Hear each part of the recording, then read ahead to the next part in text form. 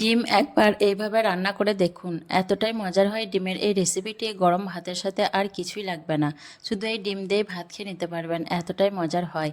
আর বাড়িতে যখন মাছ মাংস বা সবজিপাতি না থাকলে ঘরোয়া সামান্য কিছু উপকরণ দিয়ে ডিমের এই রেসিপিটি খুব সহজেই বানিয়ে নিতে পারবেন। আর রান্না করতেও খুব বেশি সময় লাগে না, অল্প সময়ের মধ্যেই রেসিপিটি রান্না করাও হয়ে যায়। তো আসসালামু আলাইকুম, আসার মিনি কিচেনে সকল বন্ধুদের স্বাগত জানিয়ে শুরু করছি। তো ভিডিওটি স্কিপ না করে দেখতে থাকুন কিভাবে আমি ডিমের রেসিপিটি বানাচ্ছি। প্রথমে আমি গ্যাস অন করে কড়াইয়ের মধ্যে দিয়ে দিচ্ছি পরিমাণ মতো সর্ষের তেল। আর তেলের মধ্যে দিয়ে দিচ্ছি সামান্য নুন, সামান্য হলুদের গুঁড়ো আর সামান্য লঙ্কার গুঁড়ো। দিয়ে নাড়াচাড়া করে নুন হলুদটাকে বেশ ভালো করে তেলের সঙ্গে একটু মিশিয়ে নেব। ভালোভাবে নাড়াচাড়া করে মিশে নেওয়ার পর এর মধ্যে দিয়ে দিচ্ছি আগের থেকে সেদ্ধ করে রাখা 4টে ডিম। এখানে আমি 4টে ডিম দিয়ে রেসিপিটা বানাচ্ছি, আপনাদের প্রয়োজন মতো বাড়িয়ে কমিয়ে ডিমের পরিমাণটা নিতে পারেন। দিয়ে নাড়াচাড়া করে বেশ ভালো করে ডিমগুলোকে আমি লাল লাল করে ভেজে নেব।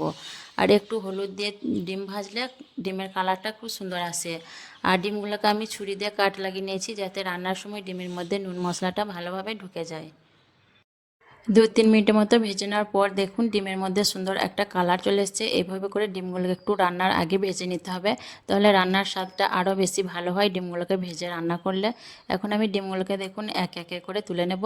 আর ডিমগুলোকে বেশ এভাবে সুন্দর লালচে রং ধরিয়ে ভেজে নিতে হবে।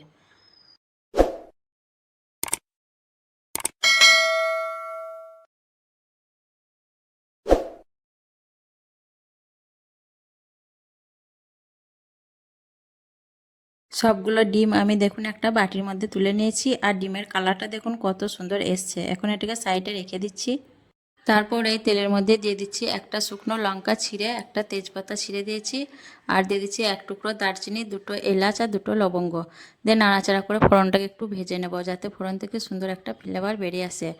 আর তেলের মধ্যে এরকম একটু গরম মশলার ফোড়ন দিলে রান্নার মধ্যে সুন্দর একটা ফ্লেভার আসে। ফোড়নটাকে কয়েক সেকেন্ড ভালোভাবে ভেজে নেওয়ার পর দিয়ে দিচ্ছি আগে থেকে পেস্ট করে রাখা পেঁয়াজ আর টমেটো। আর মশলার কাপটা ধুয়ে দিয়ে দিচ্ছি সামান্য পানি। দিয়ে নাড়াচাড়া করে 2 মিনিটের মতো আমি টমেটো আর পেঁয়াজের পেস্টটাকে কষিয়ে নেব।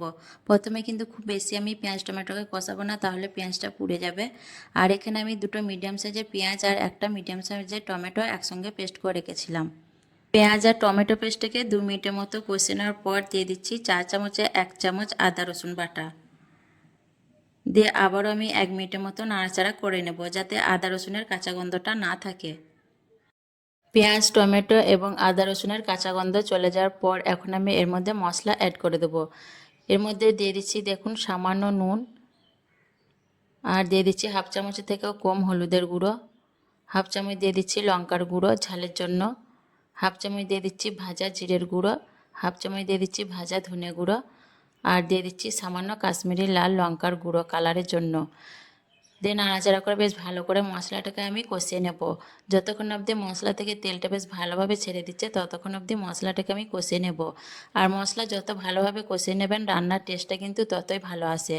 তো মশলা সবসময় ভালোভাবে কষিয়ে নিয়ে তারপর রান্না করতে হবে। মশলাটাকে দেখুন 4 মিনিটের মতো কষে নেওয়ার পর মশলার মধ্যে তেলটা বেশ ভালোভাবে ছেড়ে দিয়েছে। আর মশলার কালারটাও দেখুন অনেকটা চেঞ্জ হয়ে গেছে। মশলাটাকে বেশ ভালো করে এইভাবে করে কষিয়ে নিতে হবে। তো মশলাটাকে বেশ ভালো করে কষিয়ে নিয়ে তারপর আমি এর মধ্যে দিয়ে দেবো পানি। তো এখানে আমি উষ্ণ গরম পানি দিচ্ছি 1 কাপের মতো। উষ্ণ গরম পানি ব্যবহার করলে রান্নার টেস্টটা ভালো আসে, তার জন্য আমি গরম পানি ব্যবহার করেছি। 1 কাপের মতো পানি আমি দিয়ে দিয়েছি। দিয়ে নাড়াচাড়া করে ঝোলটাকে বেশ ভালো করে মিশিয়ে নিয়ে ঝোলটাকে আমি হাই ফ্লেমে ফুটিয়ে নেব। কিছুক্ষণ পর দেখুন ঝোলটা বেশ ভালোভাবে ফুটে উঠেছে। এখন আমি একটু নাড়াচাড়া করে নিচ্ছি ঝোলটাকে।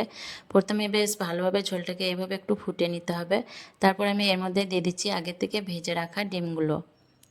আর রান্নার শেষে কিন্তু ঝোলটা থাকবে না, ঝোলটা অনেকটাই কমে যাবে।